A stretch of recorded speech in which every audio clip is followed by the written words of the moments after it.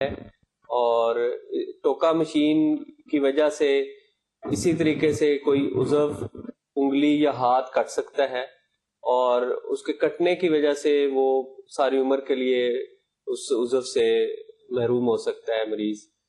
تو اس میں بھی احتیاطی تدابیر وہی ہیں کہ جو کپڑے وغیرہ ہیں یا کسی بھی طریقے سے مشین سے دور رہا جائے اور کپڑے جو ہیں ان کو لوز نہ پہنے جائیں اور میڈیا کے ذریعے لوگوں کو آگاہی دینی چاہیے کہ کیسے ان چیزوں سے ہمیں بچنا چاہیے. اور جو انجری ہو جاتی ہے، جس کو کوئی شخص کا عضو کوئی یا ہاتھ یا انگلی کو کٹ جاتی ہے، اس کے بعد سب سے بہتر یہ ہوتا ہے کہ جو عضو ہے یا ہاتھ ہے یا انگلی ہے اس کو دھو کر اچھے طریقے سے پانی کے ساتھ اس کو کسی گیلے کپڑے میں لپیٹ کر ایک پولیتھین کے لفافے میں ڈال لینا چاہیے اور اس پولیتھین کے لفافے کے باہر برف کے ٹکڑے ڈال کے اس کو پھر ایک اور لفافے میں ڈال کے محفوظ کر کے اپنے قریبی ڈاکٹر کے پاس جانا چاہیے. اور وہ قریبی ڈاکٹر جو کہ بڑا ہسپتال ہے، جیسے کہ جہاں کے پلاسٹک سرجری کا شعبہ ہو اور اس میں اعضاء کی پیوند کاری ہوتی ہو، وہاں فوراً ان کو مطلع کرے اور سرجن پہلے سے تیار ہو کہ یہ مریض آئے گا تاکہ اس کی اعضاء کی پیوند کاری ہو سکے. اور جب وہ مریض پہنچتا ہے، جیسا کہ ہمارا بہاول وکٹوریہ ہسپتال ہے، اس میں اعضاء کی پیوند کاری ہوتی ہے اور اس میں ہمارا شعبہ پلاسٹک سرجری کا یہ بڑے عرصہ سے قائم ہے. اور اب جو جدید پلاسٹک سرجری ہے اس کی وجہ سے بہت سے اعضاء، انگلیاں اور ہاتھ بچائے جا سکتے ہیں، جیسا کہ آپ یہ تصویر میں دیکھ رہے ہیں کہ یہ اعضاء کٹ چکے ہیں. یہ ہاتھ ایک رسٹ کے ساتھ کٹا ہے اور اس کا جب آپریشن ہوتا ہے تو اس کے بعد اس کو جوڑ کر بالکل یہ ایک صحیح حالت میں یہ ایک فعال طور پہ یہ کام کرتا ہے اور اس کا مریض کا ہاتھ بچایا جا سکتا ہے. ڈاکٹر صاحب، کہا جاتا ہے کہ پیدائشی کٹے ہوئے ہونٹ اور تالو پاکستان میں بہت عام ہے. کیا یہ تاثر درست ہے اور آپ کے خیال میں اس کی وجہ کیا ہے؟ ڈاکٹر صاحب، یہ خیال بالکل درست ہے. پاکستان دنیا میں تیسرے نمبر پہ آتا ہے کٹے ہوئے ہونٹ اور تالو کی شرح کے حساب سے اگر دیکھا جائے تو، اور پاکستان سے زیادہ چائنا، نیپال، یہ ملک ہیں، اس کے بعد پاکستان میں آتا ہے. اور کٹے ہوئے ہونٹ اور تالو کو بیسیکلی انگلش میں کلیفٹ لپ اینڈ پیلٹ کہتے ہیں. اور یہ بچہ جب پیدا ہوتا ہے تو اس کی شکل کچھ اس طرح ہوتی ہے کٹے ہوئے ہونٹ کی، اور منہ کے اندر سے اس کا تالوا بھی کٹا ہوا ہوتا ہے. اور یہ پیدائشی بیماری پاکستان کے اندر بہت کامن ہے. یعنی اگر آپ کہیں کہ 1000 بچوں کے اندر 4 بچے جو ہیں وہ اس بیماری کے ساتھ پیدا ہوتے ہیں. اس کی وجوہات تو بہت ساری ہیں. اگر آپ مغربی ممالک میں دیکھیں،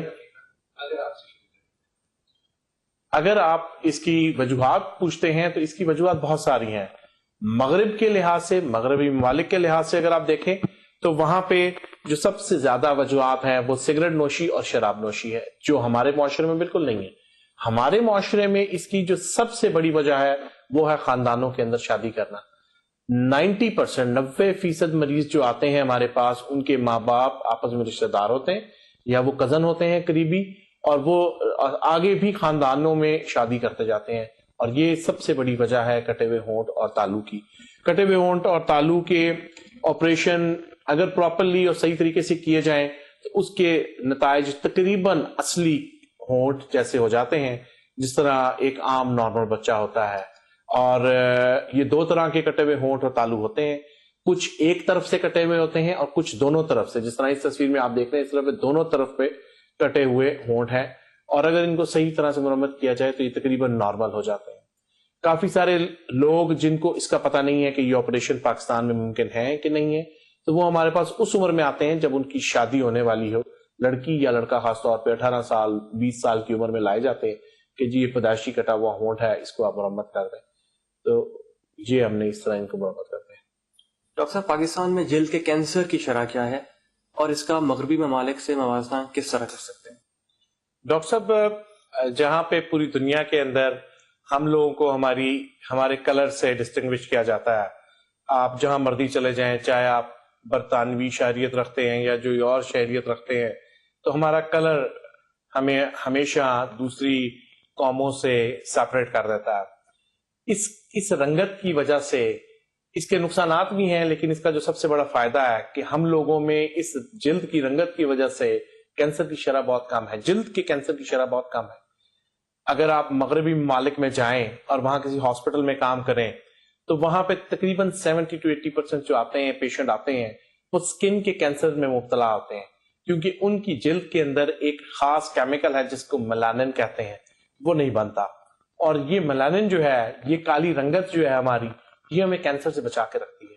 تو جلد کی کینسر کی شرح as compare to west Europe یا ٹھنڈے ممالک تو بہت کم ہے، لیکن پھر بھی یہاں پہ کافی کامنلی جلد کے مختلف سرطان ہمارے پاس آتے ہیں، جن میں کامن بیزل سیل کارسینوما یا اسکویمس سیل کارسینوما ہے۔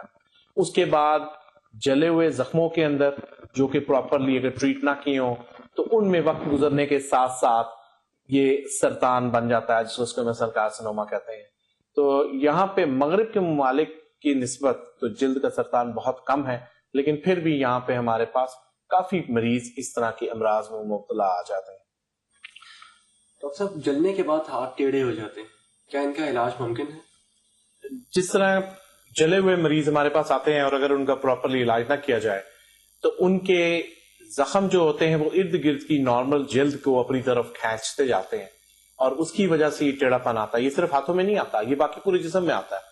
کئی دفعہ ہمارے پاس خواتین یا بندے آتے ہیں جن کی گردن کا حصہ جلا ہو اور وہ پٹیاں کرا کرا کے زخم ٹھیک کیا ہے، تو وہ زخم کہیں نہ کہیں سے تو بھرے گا، تو جو ارد گرد کا نارمل حصہ ہے وہ آپس میں کھینچتے جاتے ہیں، اور کئی دفعہ ان مریضوں کے ہونٹ گردن سے جڑ گئے ہوتے ہیں، جا کے گردن بالکل چھاتی سے جڑی ہوتی ہے، اس کو نیک کانٹریکچر کہتے ہیں، اس لیے پاؤں ٹیڑھے ہو جاتے ہیں، ہاتھ ٹیڑھے ہو جاتے ہیں۔ اس لیے جلے ہوئے مریض کا پراپر ٹریٹمنٹ ہونا چاہیے، یعنی ان کو پراپر جلے ہوئے ہسپتالوں میں یا پراپر جلے ہوئے مریضوں کے وارڈوں کے اندر ان کا علاج ہونا چاہیے، جہاں پہ جلے ہوئے مریضوں سے ریلیٹڈ ڈاکٹر ہی ان کا علاج کریں۔ تو لیکن یہ خیال کہ یہ مریض ساری عمر بس اب بھیک مانگ کے گزاریں گے، یہ غلط ہے۔ ان مریضوں کا پراپر علاج ہو جاتا ہے، ان کو ٹھیک کیا جا سکتا ہے، جس طرح یہ ایک جلا ہوا مریض تھا اور اس کا ہم نے ہاتھ سیدھا کر دیا اور یہ واپس اپنی نارمل روٹین کی زندگی کے اندر آ گیا، تو یہ مریض بالکل ٹھیک ہو سکتے ہیں۔ ناظرین، آج ہم نے آپ کو پلاسٹک سرجری کے بارے میں بہت اہم معلومات فراہم پہنچائیں۔ ان شاء اللہ تعالیٰ اگلے پروگرام میں ہم آپ کو کاسمیٹک سرجری کے بارے میں معلومات پہنچائیں گے۔ میں اپنے مہمانوں کا بہت شکریہ ادا کرتا ہوں۔ آئندہ پروگرام تک کے لیے مجھے اجازت دیجیے، اپنا بہت خیال رکھیے گا۔ السلام علیکم ورحمۃ اللہ۔